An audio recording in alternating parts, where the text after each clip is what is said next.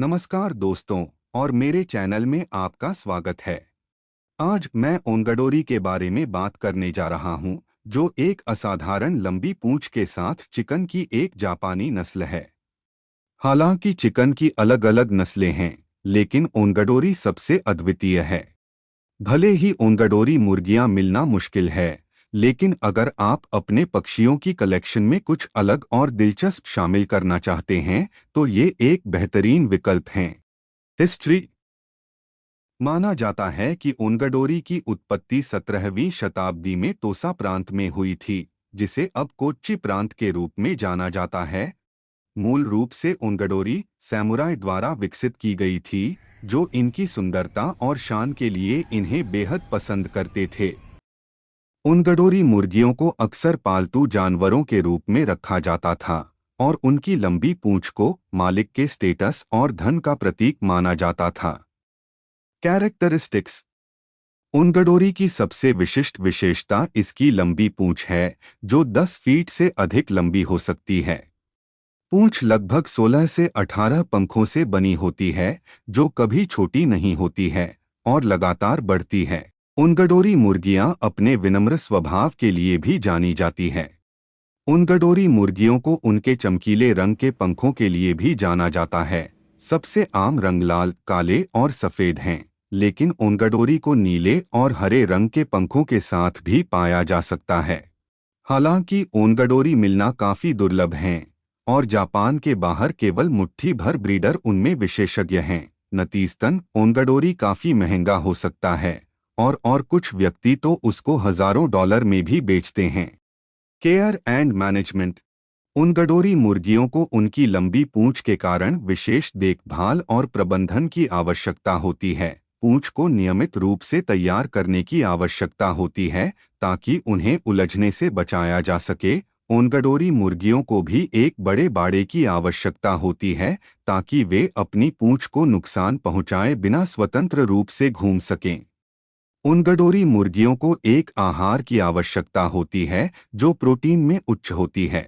ऐसा इसलिए है क्योंकि उनके शरीर को अन्य प्रकार के पक्षियों की तुलना में प्रोटीन को ऊर्जा में अधिक कुशलता से परिवर्तित करने के लिए डिजाइन किया गया है। यूजेस।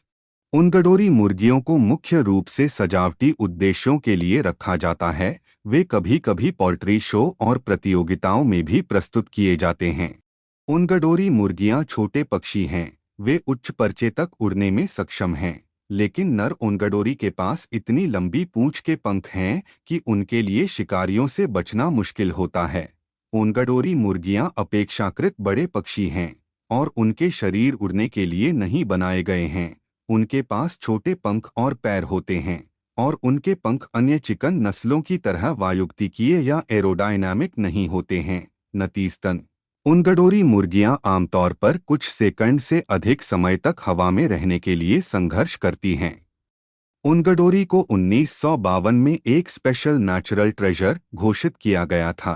जापानीज नेशनल ट्रेजर्स माने जाने वाले चिकन नस्लों में से यह विशेष दर्जा रखने वाली एकमात्र मुर्गी है। ओंगडोरी मुर्गियां अद्वितीय व्यवहार के साथ एक दुर्लभ नस्ल हैं। सबसे उल्लेखनीय विशेषताओं में से एक उनकी मजबूत मातृवृत्ति है। ओंगडोरी मुर्गियां अपने चूजों के लिए भयंकर सुरक्षात्मक हैं, और उन्हें सुरक्षित रखने के लिए बहुत हद तक जाती है। यहाँ तक कि कुछ मामलों में अपने जीवन का बलिदान भी कर देती है। ओंगडोरी मुर्गियां न केवल बुद्धिमान हैं, बल्कि मजबूत मातृवृत्ति की भी हैं। ओंगडोरी मुर्गियां बहुत जल्दी सीखने वाली होती हैं, और उन्हें चीजें याद रखने में कोई दिक्कत नहीं होती। यही वजह है कि वे जानवरों की सोच और समझदारी पर होने वाली रिसर्च के लिए एक बेहतरीन विकल्प हैं। ओंगडोरी मुर्गियां अंडे देती हैं। दुर्भाग्य से वह अंडे थोड़े कम देती हैं। आपको इस नस्ल के साथ प्रति वर्ष केवल 100 या उससे अधिक अंडे मिलेंगे, जो प्रति सप्ताह लगभग 2 या 3 के बराबर है। ओंगडोरी चिकन की वास्तव में अनूठी और सुंदर नस्ल है। यह जापानी प्रजनकों के कौशल और समर्पण का प्रमाण है, जिन्होंने इस नस्ल को पूरा करने में सदियों बिताए हैं। अगर कभी आपको किसी ओंगडोरी मुर्गी को देखने का सौभाग्य मिले, तो उनकी खूबसूरती और हसीन चाल को देखकर कुछ पल जरूर रुकिए। यह वीडियो देखने के लिए धन्यवाद। मुझे आशा है कि आपने ओंगडोरी के बारे में कुछ नया सीखा होगा। यदि आपके कोई प्रश्न या टिप्पणियां हैं तो कृपया उन्हें नीचे कमेंट बॉक्स में लिखिए। और दिलचस्प जानवरों और नस्लों के बारे में अधिक वीडियो के लिए मेरे चैनल को जरूर सब्सक्राइब करें। धन्यवाद।